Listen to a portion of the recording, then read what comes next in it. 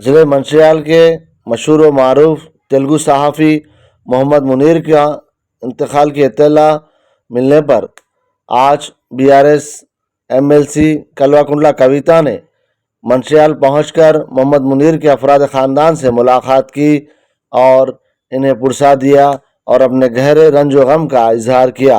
इनके हमरा जगत्याल के सबका जेडपी चेयरपर्सन दावा वसंता सुरेश व दीगर मौजूद थे। జర్నలిస్ట్ గారు మునీర్ గారు మరి ఒక 6 నెలలు దాదాపుగా క్యాన్సర్ తోని బాధపడి వారు నిన్న మొన్ననే మరి జరిగిపోయినటువంటి విషయం తెలుసుకొని ఇక్కడికి రావడం జరిగింది. మునీర్ గారు మన తెలంగాణ వాదాన్ని వినిపించడంలో అదేవిధంగా అనేక విప్లవోద్యమాలకు వారి యొక్క భావజాలాన్ని వ్యాప్తి చేయడంలో స్థానికంగా దేశవ్యాప్తంగా ఉన్న అనేక సమస్యలను ఎప్పటికప్పుడు ఎండగట్టడంలో వారు ముందుండేవారు. ఏమాత్రం భయం లేకుండా అద్భుతమైనటువంటి నాలెడ్జ్ తోని వాక్చాతుర్యంతో ఆయన ఎంతో మందిని ప్రభావితం చేయడం జరిగింది.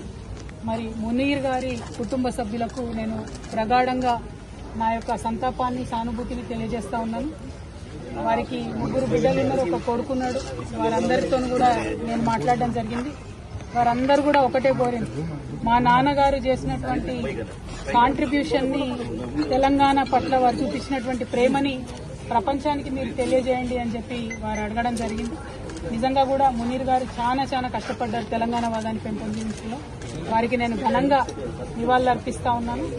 మరి వారు ఏవైతే విప్లవోద్యమాల గురించి పదే మాట్లాడిందో ఇవాళ మీరు దేశవ్యాప్తంగా ఉన్న పరిస్థితి చూసుకుంటే భారతీయ జనతా పార్టీ ఆపరేషన్ కగార్ పేరుతోని మరి చేస్తున్నటువంటి దుశ్చర్యలను మనం చూస్తా ఉన్నాం. మరి మావోయిస్ట్ పార్టీ జనరల్ సెక్రటరీ గారు నంబాల కేశవరావు గారు వారు ఎన్కౌంటర్లో మృతి చెందితే కనీస మానవత్వం చూపించి అంతిమ సంస్కారం కోసం కుటుంబ సభ్యులకు మృతదేహాన్ని ఇచ్చేటటువంటి సంస్కారం కూడా లేనటువంటి పార్టీ భారతీయ జనతా పార్టీ. ఈ వైఖరిని మేము చాలా తీవ్రంగా ఖండిస్తున్నాం. ఆపరేషన్ కగార్ ఆపాలని పదే కోరినా కూడా స్పందించకుండా మారణకాండ విధ్వంసకాండ కొనసాగించడం ఇంకొక వైపు అయితే, కనీసం మానవత్వంతో చనిపోయినటువంటి శవాలను కూడా మావోయిస్ట్ పార్టీ సభ్యులు వారి కుటుంబాలకు ఇవ్వకపోవడం అన్నది నిజంగా దారుణం. ఇది కుటుంబాలన్నీ కూడా బాధపడేటటువంటి సందర్భం. ఈ వైఖరిని మేము తీవ్రంగా ఖండిస్తున్నాం. అట్లానే మరి మంచిర్యాల జిల్లాలో నిన్నగాక మనం చూసినాం, సరస్వతి నది పుష్కరాలు కాళేశ్వరం దగ్గర జరిగినాయి. ఇదే మంచిర్యాలకు ఎంపీగా ఉన్నటువంటి వంశీ గారు కాంగ్రెస్ పార్టీ యొక్క దళిత వ్యతిరేక వైఖరిని ఎండగడుతూ మరి వారు చెప్పడం జరిగింది, మమ్మల్ని ఇన్వైట్ చేయలేదు సరస్వతి పుష్కరాలకు. నేను బాధపడ్డా. ధనం కన్నా పదవి కన్నా కులం గొప్పది ఈ సమాజంలో, నాకు చాలా అవమానం జరిగిందని వారు చెప్పడం జరిగింది. కాంగ్రెస్ పార్టీ రేవంత్ రెడ్డి గారు యాదగిరి గుట్టలో కూడా అదే చేసిండ్రు. రేవంత్ రెడ్డి గారి కుటుంబ సభ్యులంతా కూడా పైన ఆసనాలలో కూర్చొని దళితుడైనటువంటి డిప్యూటీ సీఎం బట్టి విక్రమార్క గారిని కింది ఆసనాల్లో కూర్చోబెట్టి అవమానించినటువంటి దారుణమైన సంస్కృతి రేవంత్ రెడ్డి గారిది కాంగ్రెస్ పార్టీ.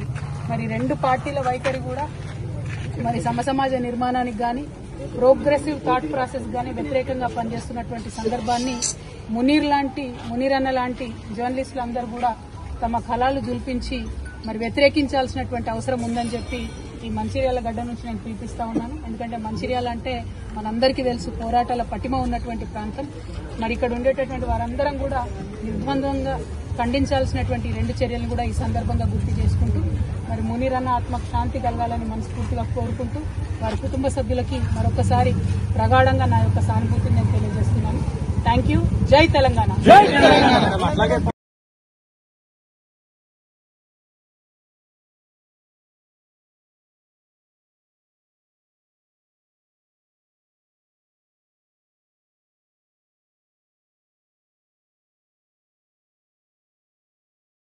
అలసిపోయినప్పుడు మనకి టక్మని గుర్తుకొచ్చేది టీ. మరి టీ అంటే క్వాలిటీ, ప్యూరిటీ, టేస్టీగా ఉంటూ హెల్దీగా కూడా ఉండాలి కదా. అందుకే రాకెట్ టీ. రాకెట్ టీ ఇప్పుడు నార్మల్ ఫ్లేవర్ తో పాటు చాక్లెట్ ఫ్లేవర్ లో కూడా. రాకెట్ టీ అలసత్వాన్ని తొలగించే ఆరోగ్యవంతమైన అమృతం.